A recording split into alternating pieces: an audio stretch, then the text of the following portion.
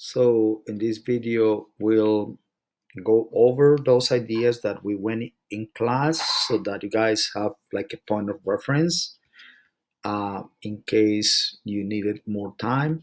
Um, so please remember that we talk about the distributive property. Basically, it all starts with something very simple that we learned in elementary school. When we have repeated addition, 4 plus 4 plus 4 plus 4 plus 4, that equals 5 times 4. If we group the first two fours and the last three, my answer is not going to change. And that allows me to use multiplication to write the first group of of fours as 2 times 4, and the second group as 3 times 4. So very quickly we notice that 2 plus 3 equals 5. So in general, we say that if we are adding this many times 4 plus so many other times 4, we can always add the number of times that we are adding, and our answer will be 5 times 4. And that simple idea, we are going to see that is applicable to any other kind of numbers. So in general, the distributive property states the following. If you got a times z plus b times c, then you can just add a and b, and that's going to be the total number of times that you have that number c. The important thing, again, is to notice that this is true for any a, b, and c real numbers. So we'll see a couple of examples. So if we choose a to be 0.8, 0.2, and maybe the number that repeats is 7, and if b now is 0.8, the number that repeats still that 7, we can add those two coefficients, 0.2 and 0.8, and we will get that sum. That's the total of numbers, total of times that we have 7. This happens to be 1. In getting that answer, please be sure to use the calculator if you don't have the skills to find that answer without one of them, right? So we will not be focusing on adding decimals because that is like something we should know by now. And we will not be focusing on adding fractions. Those will do it with the calculator. But the important idea, though, is that you need to add those two numbers. Getting the answer, it's simple because, again, you can use the calculator. So here is another key idea. 1 times 7 is 7. So that is something for us to remember. In other words, I'm saying that if you have a 1 times any number, that's going to be always the same number. So it doesn't matter what number you use here, but if it is a real number, that a is a real number, any number that you want, that's always going to be the case. Even if you choose a to be 0, 1 times 0 will be just 0. So that is important to notice. So sometimes when, especially when we say about variables, you will see that 1 times x, you should know that this is the same as x. I'm writing basically the same idea because a and x represent real numbers. So it doesn't matter which variable we are choosing here. So let's see if we continue with this. Now notice I'm not using c, I'm using x. So from the number 1 to the number 2, the 0.2 is still the same right here and right here. What is changing is that now I'm using x, but right here I got 0.8 and I got here 0.8. So the same idea applies. So I'm going to add those two numbers same way that I did here. And the only difference is that now instead of 7, we are going to have x. But because this adds up to 1, that's not going to change. But this is going to be different because instead of 7, now we're going to get x. But the final answer is going to be x, because any number times 1 equals the same number as I was explaining before. So now let's do one more example. So in this particular case, you probably wonder, hey, where are those two numbers? Because I see that number that repeats. I see that number that repeats is x right here, x and x, but I don't see the number that is accompanying that variable. And you can see that because, like I said, 1 times x is the same as x.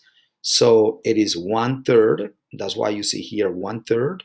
And here is also 1 because every time I see x, I can write it as 1 times x. So that's how you can tell what numbers you have to add. Remember that here it's saying always add those two numbers. And this is again something that you do with your calculator. Okay, that's what I was saying before. We will now focus on how to add those two, even though if you remember, of course, adding fractions, to add fractions, we need to have the same denominator. So here we could multiply top and bottom number by 3, and here we can multiply top and bottom number by 2. That way we'll get here 6 and we'll get here 6. So we're adding actually 2, 6 plus 3, 6. And that means 2 plus 3, 6, which is 5, 6. Once again, that part will use the calculator because we don't have the time to learn about those things here. If you're interested, you can always find videos that can teach you how to add fractions. But once again, this is not the right class to do it. Okay, so please remember how we add those two. Even if we had more than two, we can still use this property. But for right now, we'll concentrate on only two terms. So can we do something like similar to what we did before with addition? Can we do it with multiplication? The answer is yes. So in this case, we are now adding, we are multiplying, and there is a very special way to write this down. And this is like with a big number telling you what number repeats. And because you're counting 1, 2, 3, 4, 5, and you count that same number repeated 5 times, then you use this little number on the top right corner. That number is called exponent. You will see that word later on too. But and the number that repeats is called the base. So that's the same word that you see here. So the idea is, how do we multiply powers with the same base? So the whole thing here is called a power. So this is a power. Okay, so if we got two of those and they both have the same base, how would you simplify or multiply those two? And that's exactly what we are going to talk about on these following slides. So again, we can group these two twos and those three twos. And of course, by doing that, we are not changing the answer. But if we use the same idea, this can we write it as, we can write it as 2 to the second power. And this here, and this here, you can write it as 2 to the third power. That's how you read it. 2 to the second power and 2 to the third power. And you get 2 to the fifth power. Once again, we quickly notice how we can get that 5 from 2 and 3. So we now can conclude that every time that we are adding or multiplying powers with the same base, we just keep the same base and we add the exponents. So this is especially important here because it's like you are multiplying the powers But to indicate that multiplication is not like you multiply 2 times 2 to get 4. No, you actually keep the same base. So it's counterintuitive intuitive if you know what I mean, because you might be tempted to multiply 2 times 2. Well, that's not the case. You actually keep that same 2, and hopefully you will remember this example to be able to remember the property. But what changes though is that the exponents now, to get the final exponent, you add the exponents that each of those powers has. Okay, so that with that in mind, we can make like a similar conclusion to what we did before. If we had two powers, a to the m and a to the n, if the bases are the same, very key, very important, right here, a and a, then we keep that same base and we add the exponents. So once again, do not multiply the bases. You actually keep the same base and add the exponents. So let's see if we can see, well, this is the vocab. I'm gonna go quickly because you can always stop the video and check it.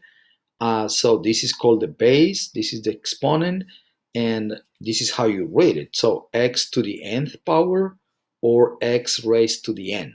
That's also another way to read it. So if we see, well, let's see some examples here. That's an easy example. We got two powers, the base is 3. So make sure that the bases are the same before you apply the rule. So in that case, you keep that 3, which is the base, and you add the exponents. So can we simplify that a little bit? Yeah, 5 plus 4 we know is 9. So writing 3 times 3 to the 5th power times 3 to the 4th power is the same as writing 3 to the 9th power. Let's look at another example, a little bit more interesting. And this is more like algebra now, because then we still use the same idea. We got two powers, and the base is 7 in each one of them. The exponents are 2x and 3x, respectively. So what do we do with exponents? We keep the same base and we add the exponents. Now we can think of these as using the distributive property. So we know that 2 times x plus 3 times x equals 5 times x. So my final answer will be 7 raised to the 5x. Okay, so few more examples to maybe I think I got two more examples and then I will stop so that the video is not too long. So in this case, I changed the exponents to be 2x plus 6 and 3x minus 10. I know those are the exponents because those are smaller than the bases and they are on the top right corner. So is it the same thing that I have to do? Yes. I'm gonna have to add now like a longer expression, but still I'm still doing the same. Adding 2x plus 6 to 3x minus 10. So that's what we are doing, adding those two. Now, how do we add those two? Well, we know that we combined the 2x and the 3x because those are the ones with the repeated number right here. So those two we can simplify it by using the distributive property. And this 6 minus 10, the calculator will tell me is negative 4. So I will put there minus 4. Okay. My final example here is how about these two powers? So it looks a little bit harder, but I want you to know, I want you to see that it's still the same idea. So I got a base of 2 and a base of 2. My exponent here is y over 3 and y over 4. But I'm still using the same idea. I need to add those two exponents. So that's why that is written as this. And of course, we know that's the same problem we did before. We know that when we add those two, 1/3 y plus 1/4 y. I need to ask the calculator what that number is. The calculator will tell me that is 7/12. I cannot forget about the y because, of course, we are adding terms that each one of them has y. My answer needs to be in terms of y too. So my final answer can be written as 2 to the exponent here, even though it doesn't look like, but the exponent here is 7/12 y. And that can be written as these two. So you can write down 2 and then 7y over 12. Same thing. Clearly, I know this is the exponent.